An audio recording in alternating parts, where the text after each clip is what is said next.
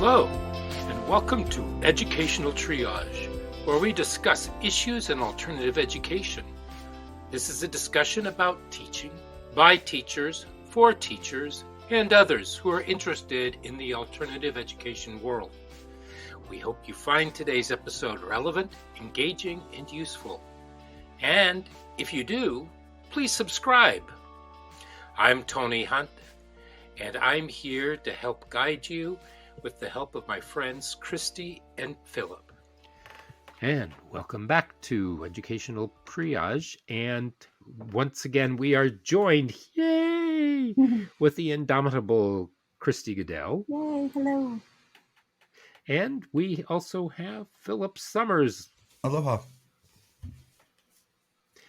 Hey, okay. So last week we discussed people's perceptions of the students who go to alternative ed schools and they think of them as, and I'm not going to use the C word, as a bad influence or misguided, misdirected. And Should let's we clarify take just look for at, one, like yes. a lot of times the C word that is referenced is the term criminal, just so everybody is clear. We're not Yes, talking about yes. cupcakes or, Felonious. Yeah. Otherwise, felonious people, yes. Not the C word is Right. otherwise prescribed, but yes. Right. Not Right. dreadful C word. So we were gonna talk about disciplinary alternative education programs. In Texas, they seem to have them, and there are even laws surrounding those. And there are other states, and there are at least 12 states, I believe, that have them written into the law, and that seems to be perhaps the only viable definition that they have for alternative ed. Now, there are states where there are no definitions for alternative ed, at least not according to the literature that I have. It may be updated, and I just haven't been able to locate that yet. But there are, in a lot of states' definitions, it is written in how students will be educated or not if they suffer an expulsion or a suspension. Right. And many of those are transferred into the alternative ed schools. There are some where it feels as though there's like a negotiating piece between the district and the parents, because there's something in there that says that the district is not really responsible for their education anymore, which really makes absolutely no sense to me. But so let's talk about these kids let's just talk about the structure or the infrastructure of alternative ed and where these kids are supposed to go and what happens to them, etc. So there was an article that we looked at from ProPublica, Right. where students, and this seems to be an example of how it's dealt with across the country with these alternative ed programs, and it encourages almost a school to prison pipeline, because students are remanded to these programs for X amount of weeks, and then they pop back into the schools and they find themselves even further behind. Right. So it feels like a vicious cycle of something that happens, and there's nothing constructive about it. So let's go through this and let's listen to your takes on this. Well, I read that same article. We both shared the same link to each other, but they had although it was from 2017, it still is the same behaviors and actions are happening. And I like the phrase that they use, like the word alternative implies a choice, right? Like you are choosing to find either the path or the educational style that fits you best, right? So that's kind of right. But what's happening is that, and they also said the same thing that you did, right? Of 39 state education departments, 29 of them said that school districts would transfer students involuntarily to alt programs for disciplinary reasons, which goes completely against what the whole purpose of alternative education is for. Hmm. Um, and you're right. So then it creates this stigma that alt ed is a punishment and or behavior correction program, as opposed to what it really is, you know, an alternative way for students to participate in the Yeah, one of the education. points of that article too was that it was a Yeah. temporary placement too. Like they were assigned there, placed there, pending returning back to the regular system. Right. Right, and that's what I said, that it's there for a determined amount of time, and that they'll somehow or other be working on academics, but it doesn't. But But they're being I mean, removed because of behavior, right? So those don't seem to Well, it, mentally, it work, the sets up whole this you model know? where you're taken out of the regular routine where the rest of all of us kind of operate, and you're placed in a place where disciplinarians, you're a disciplinarian reason temporarily, and now you're returned to the regular placement, which says kind of you're put in sort of prison, kind of, and then Right. put back into society again in a You sort of serve an your time. yeah, yeah, Yeah. there it is. You serve your time and come back in. And then you can come back as well, opposed, there are a couple yeah. of there's just a couple of problems I have with this, and Just a one of them couple. is, well, one is, okay, the kid's being bad, so we're going to put him in a room and isolate, in a sense, Right. from the rest of the what I call Gen Pop. It's a prison term. From the general population, and they put them there. So, if, like you would a kid with a tantrum, For in-school correct? Yeah, yeah. suspension. Right. Right. Isolation. And then, yeah, they're kind of isolated from the rest of the school, but they're put down into this placement where they're neither here nor there. They know that they're only there for a short amount of time. Where's the investment?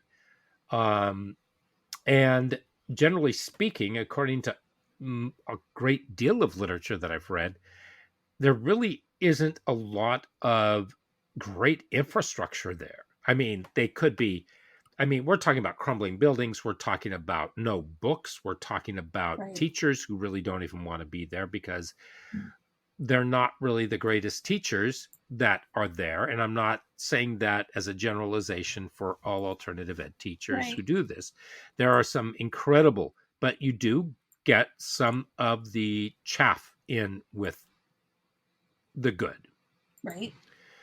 And maybe they just figure that they're just going to take these certain teachers and they're going to throw them in there because, by golly, that's where they're going to have to prove their worth, and that's not a good thing either.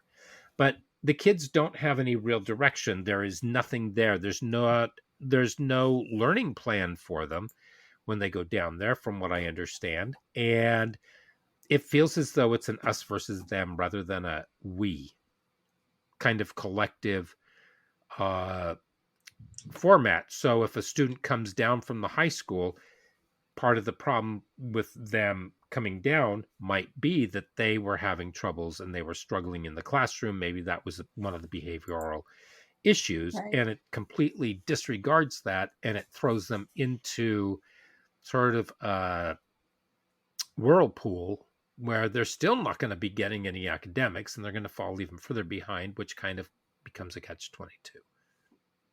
No, it Yeah. seems I like the mean, worst possible structure to thrive under. yeah. And I'm and the going to teachers remove you from themselves, your you alluded to education. them being parked there, but even a good teacher parked there isn't going to thrive because they're not supported. They're not given the structure themselves by Right. which to succeed with. Yeah. Right, unless you have somebody who can pull out all the tricks and they are able to just kind of like do whatever they do and somehow or other entice the kids, be a Pied Piper in a sense. But those are one in a million, really. Well, Well, I think that structure, the key to it is the structure can't be the same as the regular high school or the regular school itself. You can't impose that structure on the alternative program. The alternative program has to be able to function outside of the regular structure itself in order to be effective. It has to be able to develop that relationship, that rigor outside of the bell structure, the class structure, even the credit structure. Although, the way the program that I worked within, we got the credit structure down to 0.125 credit every 4 weeks. So it was terribly bite sized. That was giving fits to the regular high school counselors when they tried to fit it into, grade reports. But we had to do it that way. It was just the best way to do it. It did not fit with the regular high school credit recovery or credit Right. system. They hated that, but it made it work for our kids. For example, that's an essential for alternative. If you impose that regular system on the alternatives, I would think that would be a critical break. Right. Well, you're not doing it for the counselors, you're doing it for the students. I mean, you don't Exactly. want the tail wagging the dog. And you're Precisely. I finding think you got you got the 10,000-foot skate or look there. Yeah. well, and plus the big component of that is that you're still providing education. You are still finding different ways to provide it with maintaining the integrity while addressing the students' needs. But going back to the original question is to just remove kids from their setting, plunk them over with no plan or timeline or way to monitor their progress, or what are we working on in order for them to make gains behaviorally and or academically. And then at some point we're going to, just return them back to their setting without these kind of things. All programs take time. You can't just plunk a kid into an English class and be like, you're going to be here for 3 weeks and then we're going to tick you and we're going to put you somewhere else. Like, there's no way to have that depth of knowledge in such a short timeline. Well, there's no connection. You're not building relationships. Like, all those things that we continue to say is very important to. Well, correct me if I'm wrong, but does this demonstrate on admin's part a lack of respect for the educational process, as well as for the students and the community and the teachers? It's precisely. It's a multi-tier. I don't think you can only put it on that one spot. Like, it is a multi-tier system that's being supported and or misunderstood at all levels, right? At the building, at administration, at your district, the community's like, we need places for these bad kids to go. And you're like, yay, we're going to shove them over here. And then everybody's like, yay, they're out of our kids' classroom, right? So, it's this whole tiered approach that alt ed equals, where the troubled kids, the defiant kids, that's where they go. It's being viewed as a dumping ground, not as a leveled, vibrant place where kids can learn on and par grow. with your high school, right? They're not treating it as like, hey, we have 3 high schools that do blank, blank, blank. We have 2 high schools, I'm just randomly using numbers, and we have one where the bad kids go, right?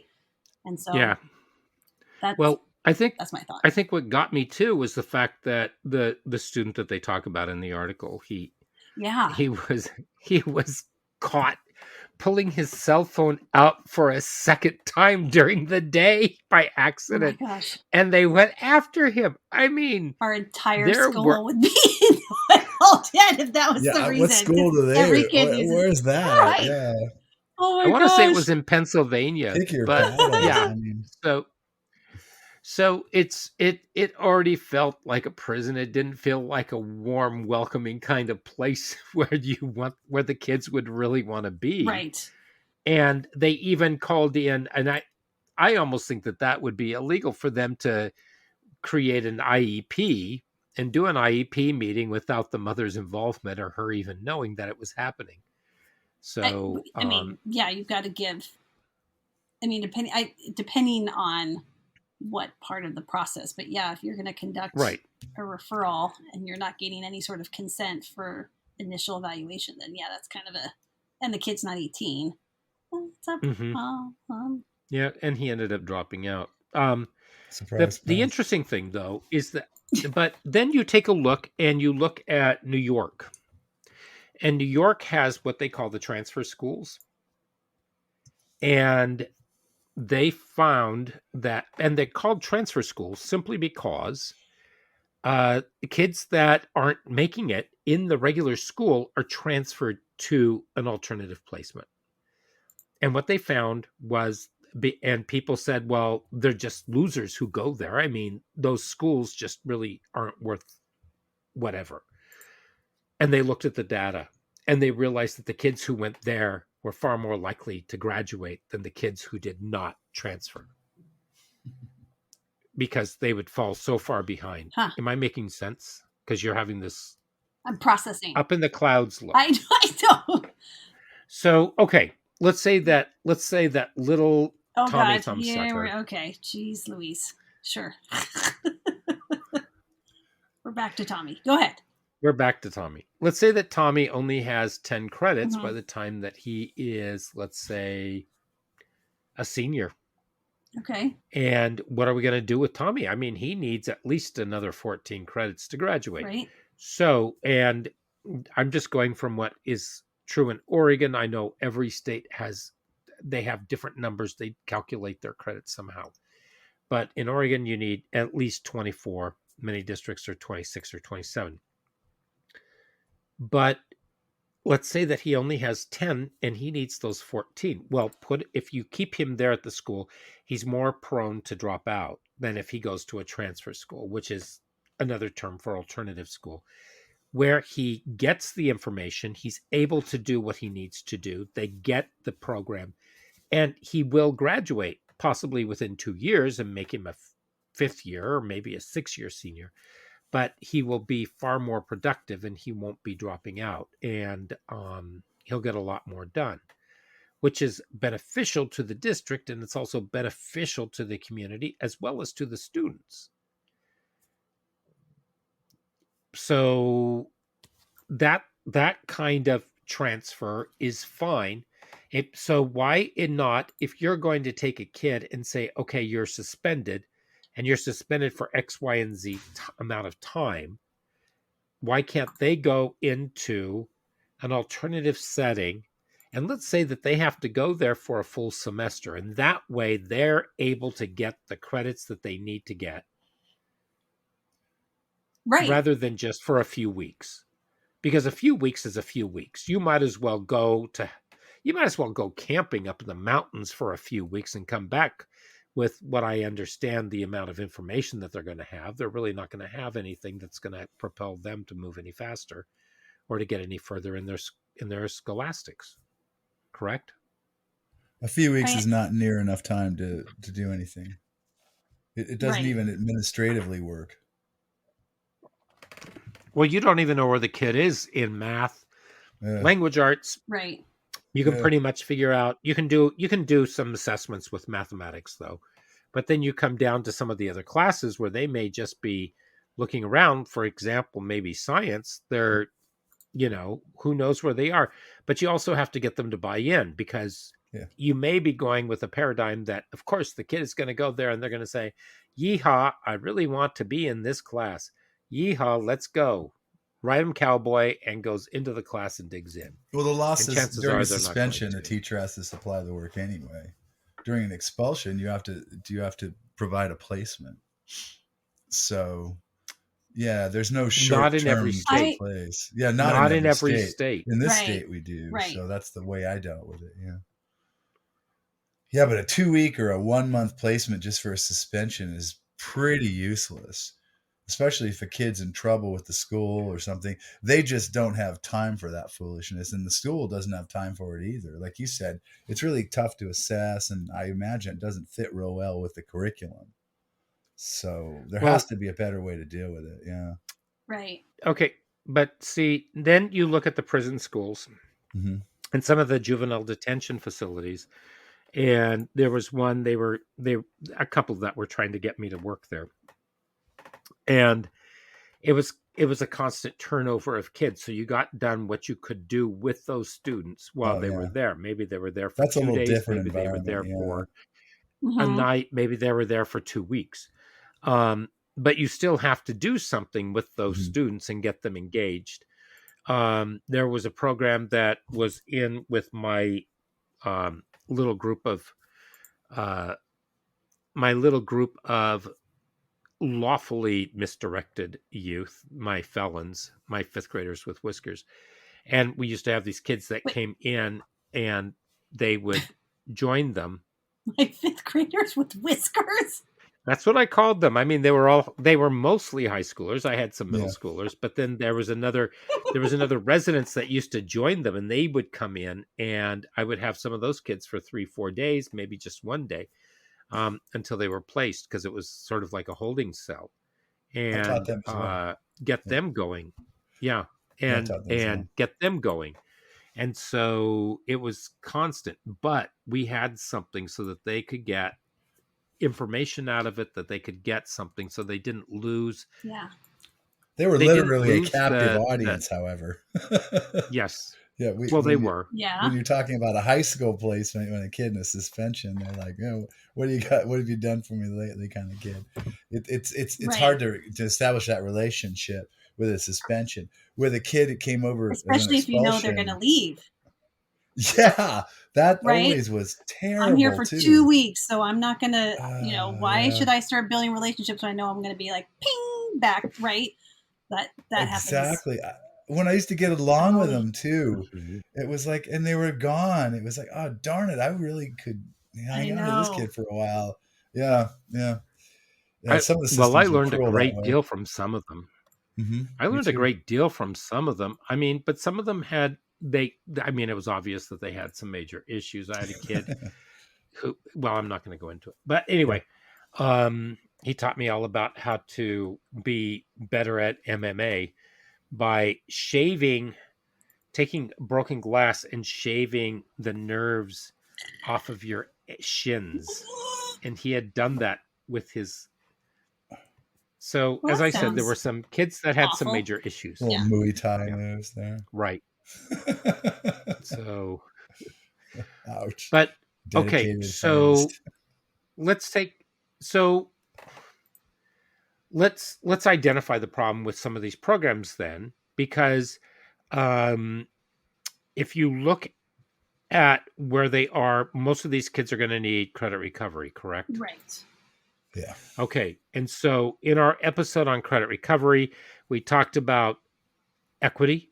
We talked about how credit recovery needs to follow the rules of equity. Mm-hmm. You can't just throw a full textbook or a full course to a kid and expect them to get through it. And Right. what the studies have shown, and Dr. Sharon Jones DeLoach, who wrote a wonderful book on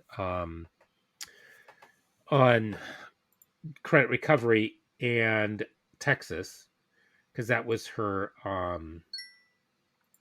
That's the home the state. Is that what you're saying?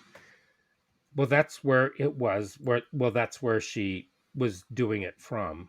Okay. And I'm trying to look it up right now. I'm having a terrible time because I didn't bring the correct Kindle with me. So, but anyway, just look her up, Dr. Sharon Jones DeLoach. In answer to alternative ed, I think that's what it is. She says, and I believe her to be true because her study is wonderful. I mean, I learned a great deal from it. There are so many pithy things in there. That when giving credit recovery, students are they're not looking for remediation. They're looking for something that's going to take them through it much faster. Right. Right. The way that they were trying to learn or get through the credits was not working, which usually is Right. AKA slow to make progress, and or you're not making progress whatsoever. Right. So therefore, I'm in this other Yeah. setting where I'm trying to. And we have all these other people who say, look, these kids need the remediation. They're supposed to do it. So it becomes more of a punishment for them than it does actually credit recovery, because they have, if they're in credit recovery, chances are they've already taken the class before. Right. If they haven't taken the class before, then you tailor it so that they can get the information that they need. But they shouldn't have to suffer through an entire semester's worth of time in order to get that information. Right. Yeah. I mean, and True. that's where you really want to kind of utilize the individual, make you have to individualize the education, right? Did the kid struggle because they had beautiful attendance and they just couldn't understand the work? And so you definitely need to, Mhm. start over, so to speak, or was the kid enrolled in the class and didn't make progress because they just didn't come, right? But if you just take the little Right. pockets that they missed and instruct that, like rather than, it shouldn't just be like, hey, you're in alt ed, everybody starts from scratch, right? It Mm-hmm. shouldn't be that way. You should, fill in some of the gaps as best you can in order to, because then if you're doing everything from the beginning, like Philip said, you're going to lose some of these kids who are like, oh my gosh, I've already been through this Well, before, and I So just didn't do well on discouraging. the test because I skipped, or I was sick, I got mono, or these Oh, factors. yeah. I had a kid who they Mono. lost their glasses and they just couldn't see the board, and it just because of their socioeconomic status and their ability to Mm. get resources, it took a while to get glasses, and so they were there, they were well, trying, but they just couldn't see once they got mm-hmm. their glasses, right? But you shouldn't have to take the whole class over again. You brought up a really salient point, and that is gaps, because a lot of the kids that we receive have major gaps in their Mm-hmm. learning, Yes. and we have to figure out a way to fill those gaps, and so they can make the connections between point A and point F, because they're missing C, they're missing E, and then maybe they're also missing A. So there are connections that they're not making, and that's part of the joy of working in this, Mm-hmm. is putting that puzzle together and trying to figure out, okay, so you understand this but you don't understand that. I don't know how you got here without that, but Right. let's go through this so that we can get to here, just for my own sake, and then maybe we can start making some inroads. But and that seems to be one of the biggest factors, because once a student starts to get those gaps filled, things start working for them. Right. And they can see that they're making progress, or they can feel it or witness it, right? Mm-hmm. And so, Mm-hmm. which is goes, I think that's just such a wonderful way for alt ed, where they can kind of dose, right? They can get those credits in small chunks, because we do have a lot of students who kind of cross that threshold where, like, I have no hope. I have 5 more weeks of this.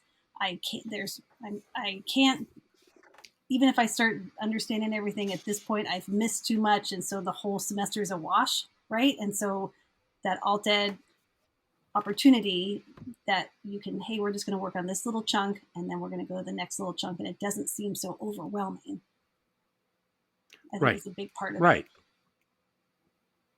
Exactly. But Yeah. that's part of our job. Right. Our job is to re-engage and recommit the student to their learning so that they can have a successful and productive life, Mm-hmm. doing whatever it is that they want Right. to do. Right.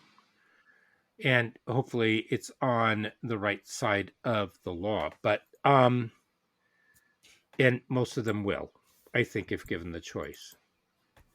But what does this create, though, if they're sending them off to these schools?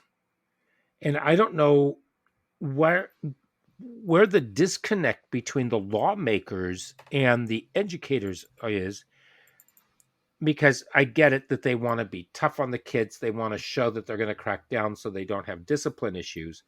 But if you take a look at some of the things that they are cracking down on, it's pretty unreasonable. I mean, it's wild. Well, like the examples Have they you ever give. gone through a student's cum file and read through what they've been written up for? Yeah. I Yes. used to do that. If I needed a good laugh, I would do that. Oh. And then I would sit back and I would think about the times that I wrote up some students and I would laugh myself. And I think, I don't know if I told you this, but I had a kid who, and I looked at him and I said, "Are you serious?" And he said, "What are you looking at?" And I said, "Well, did you really punch a kid in the nose?" And he said, "Oh, when I got on the bus that day?" I said, "Yeah." And it was like a second or third grader. And the kid said, "How you doing, y'all?" And he punched him. And they said, "Why did you punch him?" And he said, "He called me a y'all." Oh, He had no idea what the guy was saying. don't call me So, that. I mean, it's just one of those funny things. But And then sometimes it just sounds like teachers are at wit's end and they've just Right. had enough. And sometimes, in retrospect, those are rather amusing. However, it's not so amusing if it gets a kid placed into a program where they have to suffer for a few weeks doing absolutely nothing Right. that's going to propel them forward in their academic career. Right. How can we? Right. Yeah. Yeah, I have to see a lot of those just because in my role, we have to see like their developmental history, do a file review and Mhm. stuff. So you do see a lot of those. And some like, I'm sorry, why did you? What you got written up because why you?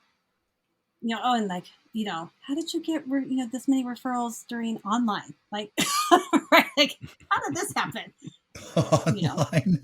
You get referrals Yeah. for in online? Yes, I know. I was like, I don't. What? Okay, this is Where do they send them? I have a feeling that a breakout lot of room. kids who Boosh. are doing online have other people on the line for their online, doing their online. Oh, no So kidding. they're able to get off the line and move forward. Mhm. Yes, but But it's that's maybe where you, I don't know, chat with the student or the family as opposed to like writing them up referrals. right, and then you figure something out. Yeah. The How can mother we the help mother in the you? case the mother in this case was a little clueless because she somehow or other suspected that the district was looking out for her child's best interest, and they weren't. They were looking out for their own. Hmm. And I don't know if that's true anymore. I don't know what happened after this article was published, but we have all these kids who come back, and we've talked about this. They had no structure for 2 years, nearly 2 years. Yeah. They come back in, all of a sudden, structures are imposed on them, and Lord knows how many schools had to be shut down because the kids they started rebelling, and they could not get them to have just reasonable behavior and comply to everything that they needed them to comply with. And so they had to figure that part out. Do you know what I'm talking about? I think so. Oh, yeah. Yeah.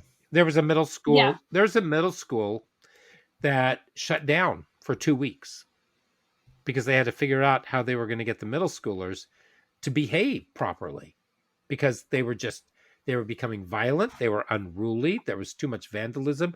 We've had all kinds of vandalism this year because of all the TikTok challenges. Yeah. Kids got hooked up on their TikTok challenges. I know Um, that part is just frustrating. so I mean, there are just so many things that happened not on our watch because we weren't there with them, but somehow or other we're still made responsible for that. But all in all, I think a lot of the kids that came back this year wanted to learn, and they were in the they there we are. And when you remove a kid from the regular school, you're also taking them out of their social circle. Hmm. And so, do you think that there's any bullying that goes on with that from the mainstream? I mean, what's the social perception then? Right. And then that just, I feel, further fuels the stigma that alt ed is where you go when you're bad. If you are being removed because not by choice, right? Right. And so therefore then, kids are super smart, very observant. If they see Tommy, to use your person's name, like, he did blah blah blah. So now we're going to send him to alt ed Uh-huh. until he for this many weeks. And then when they come back, it's not like he's like zippity quiet, right? You had a student in your class, they're gone, they come back. Why were you gone? Oh, they sent me to, alt ed because I did XYZ. Oh, that's what happened. It just further. And it was really cool, and I didn't have to do I anything. just sat there. And so it just furthers it devalues the work that alt ed does. It makes it seem like it's not even a behavior program. It makes it seem like it's disciplinary. Is that the right word? Right. Right. But see, The I'm behavior still program is different. stuck. You're addressing the behavior, and they have training and norms and plans for it. And so you work with them. So I feel that's different than Hmm. what these articles are talking about, where they're truly just like, you had an offense, you did this, so therefore off you go in this forced placement. See, I'm still stuck with the learning gaps at the school level where they think that it's perfectly okay to do these things. Yeah, and how many 30 not no, it wasn't 39 states. It was what was the stats? I'm trying to find it on my little article here. The number of states that have that basically say that alternative ed is a disciplinary Right. alternative ed placement. There are about 12. Yeah. Oh, yeah, there it is. Oh, that just And they're hurts. and they're not just in the South, they're not just in the North, they're also in the Midwest. So Right. they're scattered around the country. Right. There's Because I know that there's some people who'll say, "Oh, well, if you say it's Mississippi, then I believe it." Well, guess what? I want to say that it's in Maine or Connecticut as well. So, I mean, if you take a look at all the definitions, right. that you see all kinds of funky language in there. Right. The baseline is that school districts could transfer students involuntarily because of discipline reasons, and where they went was alternative programs, not we're going to address the behavior programs, or and there are some districts that have specific programs for students who what am I trying to say? They have that are failing, or they're just not making the mark, and they're unable to coexist with the school. Yeah, and then they have alternative placement. Yeah, that we do have schools that are. I mean, but that is their objective, right? They are specifically designed to address behaviors, whether it be extreme emotional disturbed, or if you have maybe perhaps been in the juvenile system, right? So but they're transparent in what their school and their education setting is addressing, right? Which I feel is different than when we say you're going to this alt ed program that has a culinary program, and you're also going to do auto, and that's where you're going to be for 3 weeks until you learn your lesson, and then back you come, right? That's different. Right. You're going to go learn culinary skills for 3 weeks, mister. Man, when you're coming back. Right. Okay, well, instead of just harping on all that, but there are programs. I mean, Harp? PBIS, correct? Yeah, right. PBIS. So do you want to go over what PBIS is? Because maybe we have some people that aren't familiar with PBIS, or you want to discuss how PBIS is unfolded in your building. I mean, yeah, sure, but I'm not quite sure how this relates to alt ed and because if they are rolling out, okay, here's the reason why. Okay. Because PBIS and EBIS, right? Okay, what do you look at? You're looking at tier 1, tier 2, tier 3 students. Right. What are things that you can do for those? Tier 2 students and tier 3 students are the students that tend to go to the alternative ed placements. Statistically speaking, yes. Yes. More from and the reason why they're in these tiers is they're either struggling or have been identified as having either like they're struggling either academically and or with attendance and or with behavior, i.e. discipline referrals. Right. Those are the big three that they look at. Right. And so PBIS, positive behavior intervention, there are different things that you do that may mollify many of them and may bring them in. EBIS, effective behavior. Yeah. And that's where you end up talking more about the students, and you try to find different interventions for those students. So if there's a team of people that are working to work with these students, and you identify those students and you work with them, and maybe is it possible that we can find a placement for them here? But it's not a short-term placement. It's trying every possible venue you can in order for that student to find success. Right. Providing different interventions and how they respond, whereas PBIS tends to be school-wide. How can we promote positive behavior across our school-wide settings, not just specific demographics, right? It's kind of like if you build it, they will come, right? If you reward the positive behavior and their peers are seeing this, then therefore everyone will respond collectively. And so Mm-hmm. sometimes they would recognize like, hey, this whole class had, increased attendance, so we're going to reward them with blah. And the school as a whole, so there's like those kind of different levels. Whereas yes, the EBIS is, hey, we've got this either student or this population of students are triggering across all three of these categories. And so how can we support them? And so then you're kind of bringing in like a whole bunch of different areas within your building that maybe they're familiar with the student, right? So it's that kind of like the mentality of it takes a village, right? You're bringing in your counselors and your school psych and or your Mm-hmm. right. So you're Right. how can we support them? Are they are they homeless? Did they lose their transportation? Is one of their family sick, and so therefore we these are all examples that Tony, you and I have sat in these meetings, right? And, Oh the yeah. kids can't come to school because they are now taking their parents or parent or guardian to the doctor, or they right, or Right. they Or have to they are watch the parent and the guardian. right, and or they have to stay and watch their siblings, so they can't come to Mm-hmm. school, and But we also have tutoring. mm-hmm, And so the district will also pay for tutoring. So I had a student they were going to do a conditional suspension / expulsion. They said that he could be on campus as long as he did not go, he could walk over to the program, but he could not be in any other part of the building or on any part of the campus at any other part of the day. And I said, that's not going to work. He's not going to agree to that. And they said, well, you need to make him do that. And I said, I don't think anybody's going to make this kid do anything.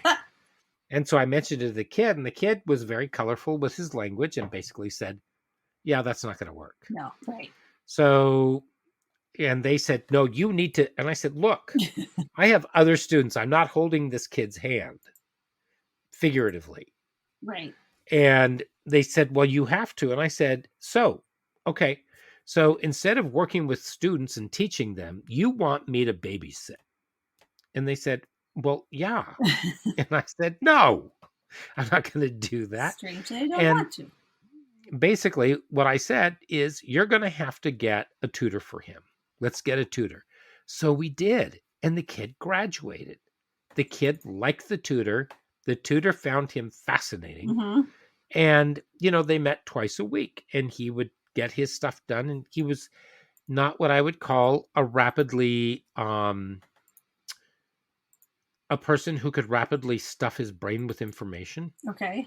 And so there were that had to be chunked, and it had to be scaffolded and reviewed and constantly force fed to him sometimes. But they got along really well, and they called me and said, guess what? We're graduating. And I said, that's That's fantastic. cool. So, but you have to look at so many different other kinds of interventions. And I think that administrators and schools, but usually it starts with the administrators. If the administrator does not form teams, if they don't form teams that include teachers who are looking for the best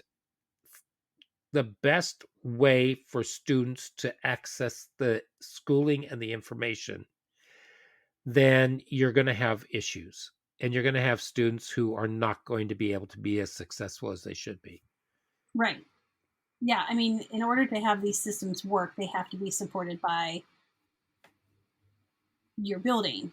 And that includes, admin and Right. And the counselors district. and the district and, Mm-hmm. a lot of if you've got your mental health, all the different services that work with your school. So if they aren't recognizing it, then it doesn't, it's not very effective.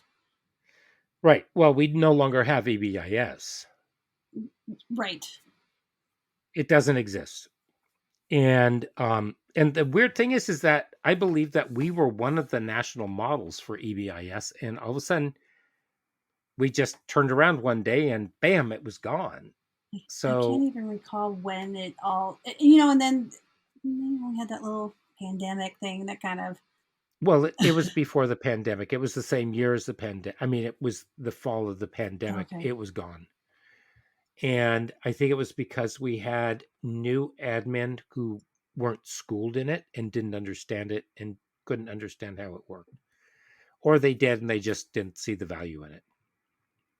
Yeah, I mean, So you know, I don't know. yeah, I I don't don't know know. either. I'm not gonna put the blame on anybody, even though I'm throwing the tail at the donkey. So You have got so many quotes today. You do throw the tail of the donkey. Three at the tail, you've got fifth grade so whiskers, and you've got all these things. well, you know. Keeps So it okay. interesting. Anyway, Okay, so let's wrap it up. got it. And so the which of you two wants to do a summation? I nominate Philip. No, Philip. not me. No, no, I did no noses. You know, the one thing that struck me Okay, about all we this know. was that the more I kept reading, it was like this circular argument where I guess I was guilty of it before I began to teach. I was looking for jobs, and I was going to be Mr. Third Period Social Studies guy.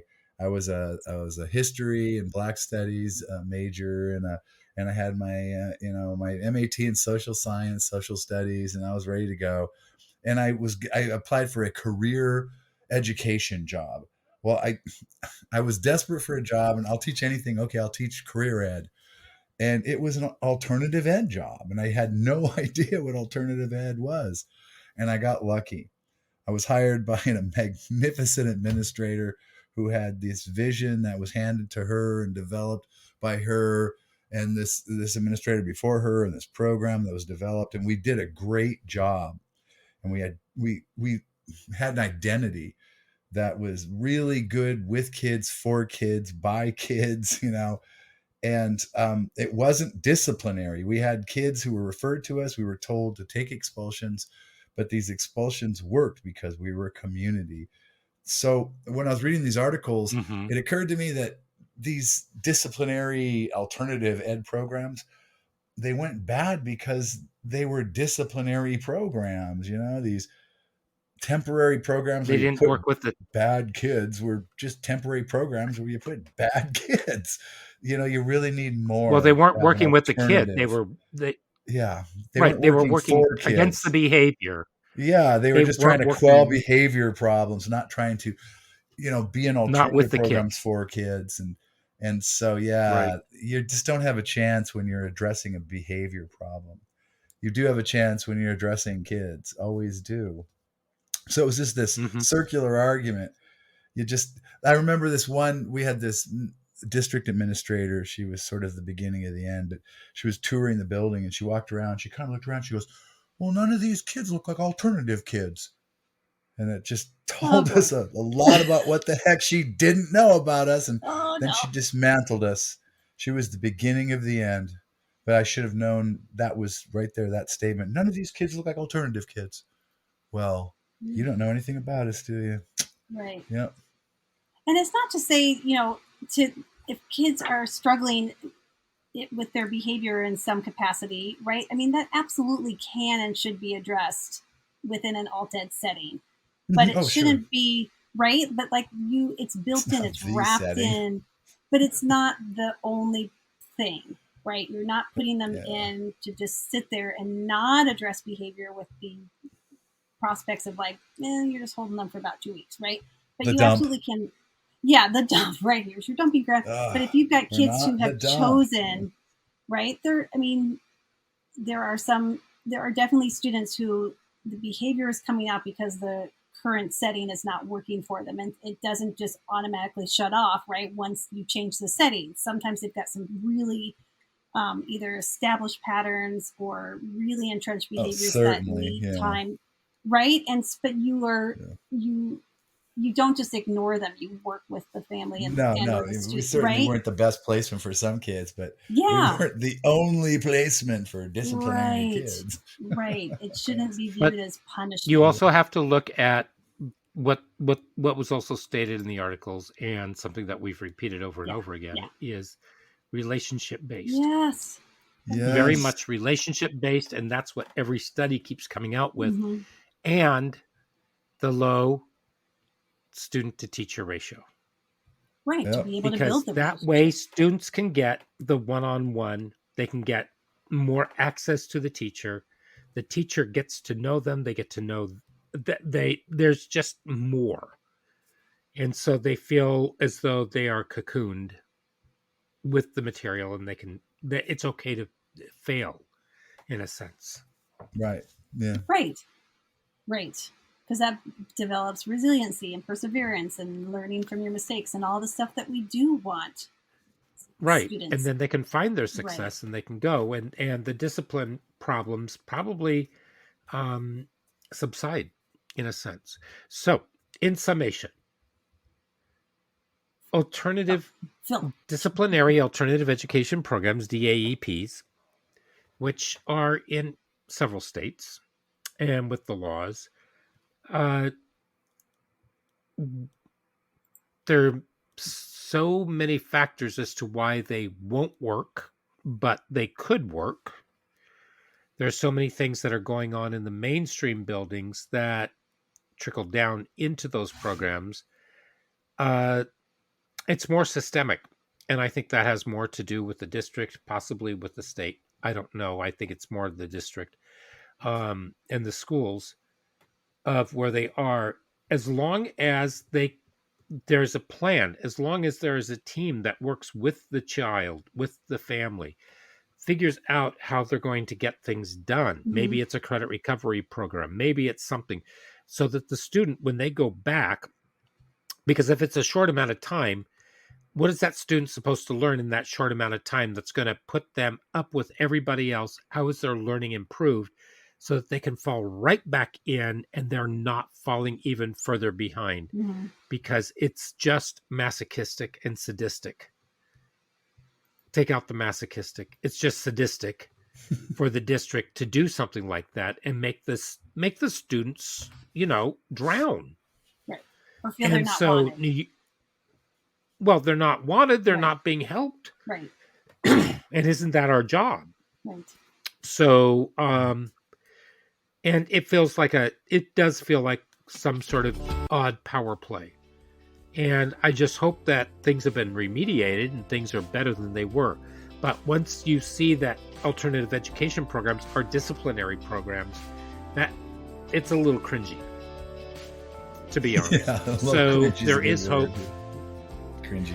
There is hope. There are programs out there where students can survive, and there are solutions. And so what it means is that if you're in a community like that, then you need to start maybe having some meetings and maybe start advocating for some change and put some backbone and elbow grease into it to make sure that the students are taken care of.